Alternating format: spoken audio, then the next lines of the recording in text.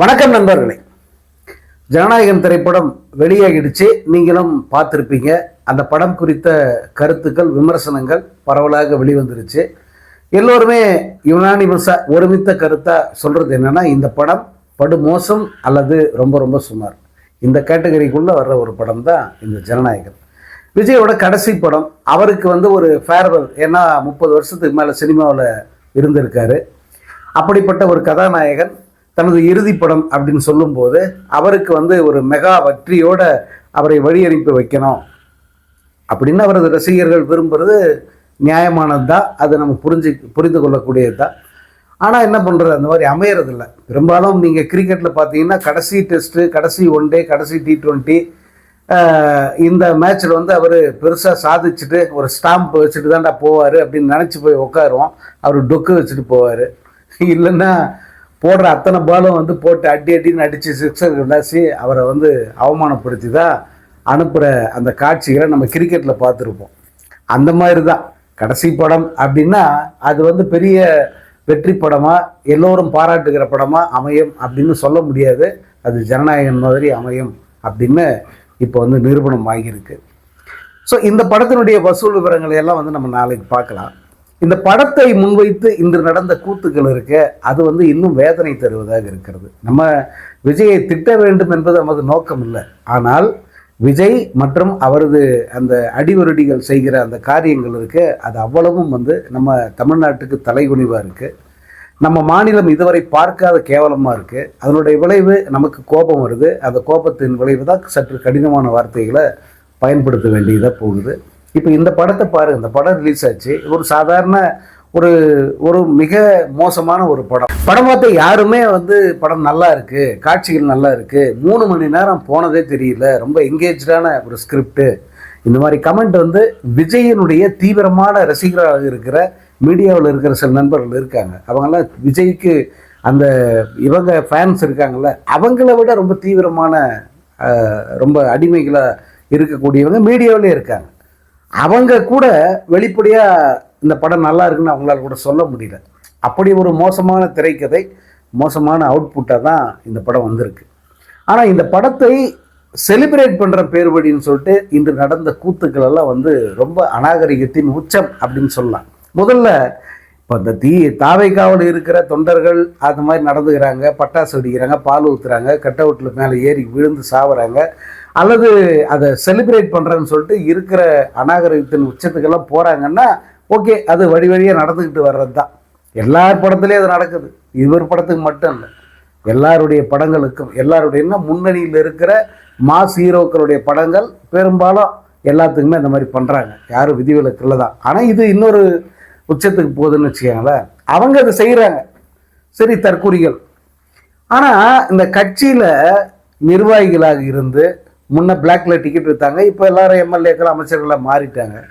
அப்படி மாறிய பிறகு அவர்கள் நடந்துக்கிற விதம், அவர்கள் இன்று அந்த முதல் நாள் முதல் காட்சின்ற பேரில் அவங்க அடித்த லூட்டி இருக்க, அது அருவருப்பின் உச்சம். ஏன்னா இன்று முழுக்க பல சம்பவங்கள், நாடு முழுக்க நாடே பற்றிக்கிட்டு எரியுது. மாணவர்கள் பிரச்சனை பெரும் போராட்டமாக மாறி இருக்கு. நாடாளுமன்ற கொந்தளிப்பில் இருக்குது. இப்போ ஏன் நாடாளுமன்றம்னா, இங்கே சட்டமன்றம், இங்கே தமிழ்நாடு அரசு அப்படின்னு ஒன்று இருக்குது. இந்த தமிழ்நாடு அரசுக்கு முதல்வராக இருக்கிற விஜய் தான் ஹெட்டு. அப்படிப்பட்ட ஒருத்தர் வாயே திறக்காமல் முதல் காட்சி எல்லாரும் பார்க்குறாங்க. அவங்களுடைய ரியாக்ஷன்ஸை பார்த்து என்ஜாய் பண்ணிக்கிட்டு உட்காந்துருக்காரு. இதை பற்றி கவலையே படல அவர் அப்படின்றது ஒரு பக்கம்.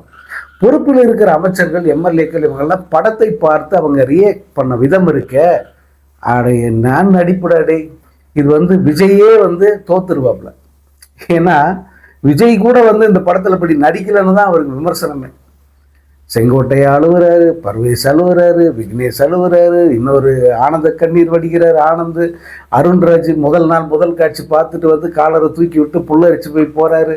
அடேங்கப்பா, எல்லா அமைச்சர்களும் தவறாமல் அந்தந்த ஏரியாவில் போய் தேட்டரில் உட்காந்து முதல் நாள் முதல் காட்சி பார்த்துட்டு லைட்டை கரெக்டாக செட் பண்ண சொல்லி கேமரா ஆங்கிள் செட் பண்ணி வச்சுட்டு அழுகுறாங்க. இப்படியே அழுகுன்றது எது இயல்பாக வரணும் இல்லையா? அது அதிமுக, திமுக இவங்களெல்லாம் தூக்கி சாப்பிட்ற நடிகர்கள் நாங்கள் அப்படின்னு காட்டுறதுக்கு கேமரா செட் பண்ணிவிட்டு லைட்டை சரியான ஆங்கிளில் போட வச்சுட்டு கண்ணீர் வடிக்கிறாங்க. வராத கண்ணீருக்கு கர்ச்சிப்பை தேய்க்கிறாங்க. வராத கண்ணீருக்கு கர்ச்சிப் வச்சு தேய்க்கிறாங்க. இந்த காட்சிகள் வந்து இன்று முழுக்க திரும்ப திரும்ப திரும்ப தொலைக்காட்சியில் ஒளிபரப்புறாங்க. கொஞ்சம் கூட வெட்கமே இல்லாத மீடியாக்கள் அவங்க தான் இதை பண்ணுறாங்க. அவர்களுக்கு அதற்கான அவசியம் இருக்குது. இதை செஞ்சால் தான் விஜயோட குட் புக்ஸில் நம்ம இடம்பெற முடியும். தொடர்ச்சியாக இந்த விஜயனுடைய ஆட்சி இருக்கிற வரைக்கும் நம்ம குப்பை கொட்டணும். அது எவ்வளவு அநாகரிகமாக இருந்தாலும் சரி, எவ்வளவு தூரத்துக்கு அருவருப்பாக இருந்தாலும் பரவாயில்ல, நம்ம அதை தூக்கி சுமக்க வேண்டியிருக்குன்னு அவங்க பண்ணுறாங்க. ஆனால் அதை சின்சியராக வந்து அதுக்கு ஒரு நேரேஷன் கொடுத்து அந்த காட்சியை ஒளிபரப்புகிற அந்த ஊடகங்களெல்லாம் நீங்கள் என்னன்னு சொல்லுவீங்க? இது ஒரு பக்கம். இன்னொரு பக்கம் பார்த்தீங்கன்னா இளைஞர்கள், பெண்கள் அவங்கெல்லாம் மண் சோறு சாப்பிட்றேன்னு சொல்லிட்டு தரையில் புரண்டுகிட்டு இருந்த அந்த ஒரு கேவலம். மண் சோறு சாப்பிட்றாங்க. 1 2 3 என்ன சாப்பிடலாமா அப்படின்னு கேட்டுட்டு வந்து மண் சோறு சாப்பிடுகிற காட்சிகளை பார்க்க முடியும். எதுக்காகன்னா, ஜனநாயகன் வெற்றிகரமாக ரிலீஸ் ஆகிடுச்சு, இந்த படம் பெரிய வெற்றியை பெறணும் அப்படின்னு சொல்லிட்டு மண் சோறு சாப்பிட்றோம். இப்போ இந்த மாதிரிலாம் யாரும் செஞ்சதே இல்லையான்னா, அது யாரோ எப்பயே செஞ்சுருப்பாங்க. அது அவங்கெல்லாம் விழிப்புணர்வு அடைஞ்சு மேலே வந்துட்டாங்க. நம்ம இனிமேட்டு செய்யக்கூடாது, செஞ்சால் கேவலம் அப்படின்ற அந்த உணர்வு அவங்களுக்கெல்லாம் வந்துருச்சு. ஆனால் இந்த பசங்க, இந்த பயிலுங்க, படித்த பசங்க, படிக்காதவங்க எல்லாரும் சேர்ந்து பண்ணுற அந்த அநாகரிகம் என்னென்னா, இன்றைக்கி மண்சோறு சாப்பிடுவதை பார்க்க முடிந்தது. ஒரு திரைப்படத்துக்காக ஒரு வேண்டுதல், ஒரு தீவிரமான வேண்டுதல், அந்த வேண்டுதலுக்காக வந்து ஒருத்தர் அதை செய்கிறாங்க அப்படின்னும் போது வந்து நம்ம அதில் போய் நம்ம விமர்சனம் பண்ண வேண்டிய அவசியம் இல்லை. ஏன்னா அவங்க நம்பிக்கை அது, அதை நம்ம எப்படி விமர்சனம் பண்ண முடியும்? ஆனால் இது ஒரு சினிமா, ஒரு படம். ஒரு படத்துக்கு அவர்கள் செய்கிற அலப்பறை என்ன? மண் சோறு சாப்பிட்றது, அல்லது முதுகில் அழகு குத்தி இழுத்துட்டு போகிறது, இன்னும் இருக்கிற அத்தனை கேவலங்களையும் வந்து இவர்கள் இன்று முழுக்க வந்து அரங்கேற்றதை பார்க்க முடிந்தது. இதுவரை தமிழ்நாடு பார்த்திராத கேவலம் தான் இதுவும் கூட. இப்படி இந்த ஜனநாயக கூத்துங்கிறது இன்னைக்கு முழுக்க வந்து தொடர்ச்சியாக நடந்துட்டு இருக்கு. அதை வந்து தீவிரமாக ஒரு செய்தியாக மாற்றி ஊடகங்கள் வந்து அதற்கு ஃபோக்கஸ் பண்ணி ஒளிபரப்பிட்டு இருக்காங்க. இன்னொரு பக்கம் வந்து இந்த இளைஞர் போராட்டம்ங்கிறது மிகப்பெரிய அளவுக்கு நாடு முழுக்க நடக்குது. பாராளுமன்றம் ஸ்தம்பித்து போயிருக்கு. நான் முதல் முறையாக, இதுக்கு முன்னே மோடி அரசு நான் முன்ன சொன்ன மாதிரி விவசாயிகள் பிரச்சனைக்கு தலைவணங்கி அவங்க ஒதுங்கினாங்க கொஞ்சம். ஆனால் இந்த முறை பயப்படுறாங்க. ஏன்னா மாணவர் பிரச்சனை, இது எப்போ எல்லை மீறுன்னு தெரியாது. கண்ட்ரோல் இல்லாமல் போயிட்டு இவங்க பாராளுமன்றத்தை முற்றுகையிட்டு பிரதமர் அலுவலகம் அல்லது குடியரசுத் தலைவர் மாளிகை இப்படியெல்லாம் வந்து போராட்டம் களம் வந்து விரிவடைஞ்சு போய் ரொம்ப நெருக்கடி ஆயிடுச்சுன்னாக்கா என்ன ஆகும் அப்படின்னு நினைக்கும் போதே அவங்களுக்கு பயம் வருது. அப்படி ஒரு நிலைமைக்கு இதை முத்தவிடக்கூடாது. நம்ம இப்போவே வந்து இதை கண்ட்ரோலில் வச்சுக்கணும். இந்த மாணவர்களை நம்ம அவங்கள அப்படி தட்டி கொடுத்து கொஞ்சம் அப்படி செல்லங்களா, வாங்கடா, பேசலாண்டா, நாங்களும் உங்கள் பக்கம் தாண்டா இருக்கோம், உங்கள் நல்லது தாண்டா சொல்கிறோம், இப்படி வந்து மாணவர்களை தாஜா பண்ணி அவர்களோடு கொஞ்சம் சமரச முயற்சிக்கு வந்து முயற்சி பண்ணுற அந்த காட்சியெல்லாம் பார்க்க முடியுது. அது எனக்கு இந்த 12 ஆண்டு கால மோடி அரசின் வரலாற்றில் நம்ம பார்க்காதது. ஏன்னா பயம் வந்துருச்சு. யாருக்கு? மோடி அவங்க அந்த கூட்டத்துக்கு பயம் வந்துருச்சு.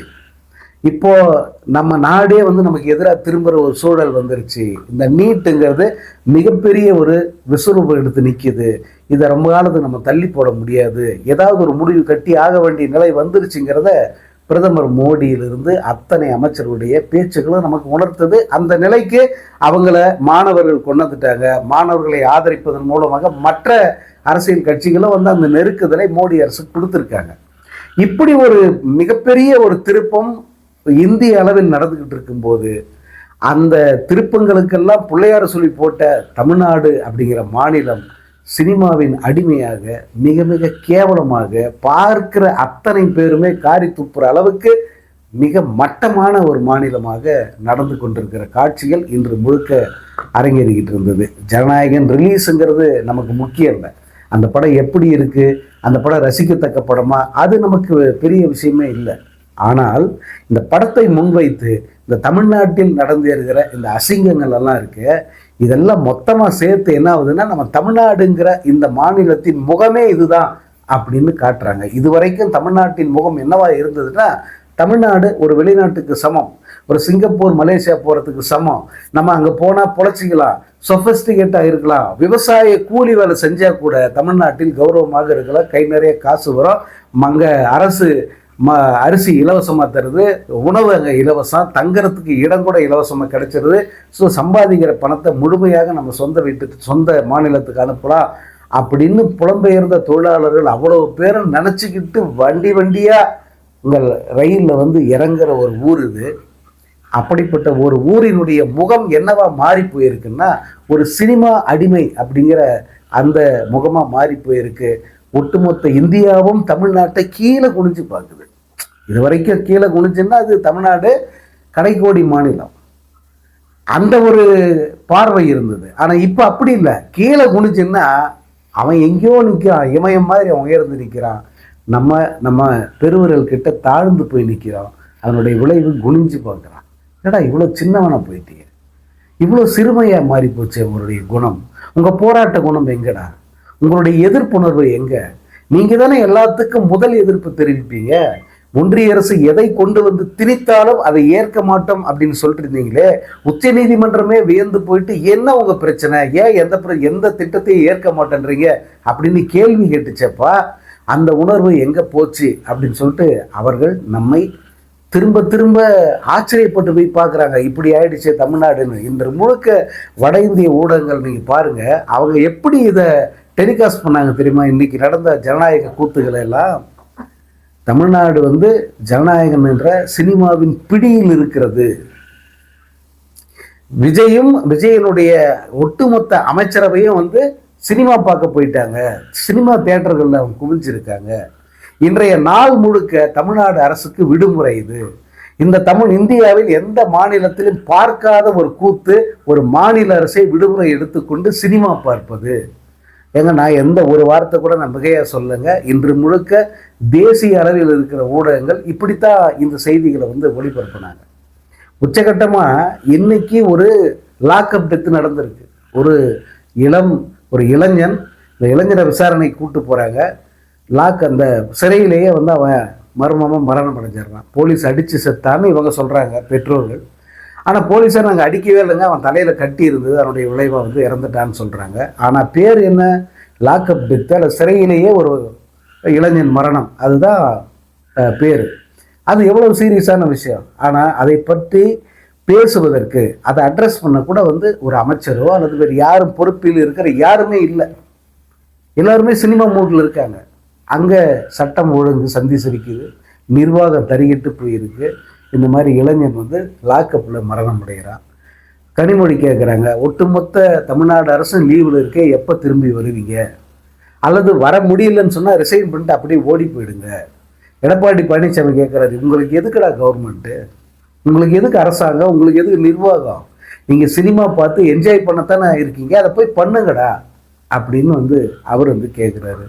ஊடகங்கள் மொத்தமும் இந்த செய்திகளை அப்படி ஓரமாக வச்சுட்டு திரிஷா வந்து தன்னுடைய நண்பர்களோடு போய் படத்தை எப்படி பார்த்து ரசித்தாங்க அப்படின்ற கவரேஜில் தான் வந்து புரிய இருக்காங்க. ஆக இந்த ஜனநாயகன் அப்படிங்கிற திரைப்படம் சினிமாவை மட்டும் கேவலப்படுத்தலை, ஒட்டுமொத்த தமிழ்நாட்டையே வந்து கேவலப்படுத்தியிருக்கு, தமிழ்நாட்டு மக்களுடைய மானத்தை வாங்கியிருக்கு அப்படிங்கிறது தான் களத்தில் இருக்கிற யதார்த்தம்.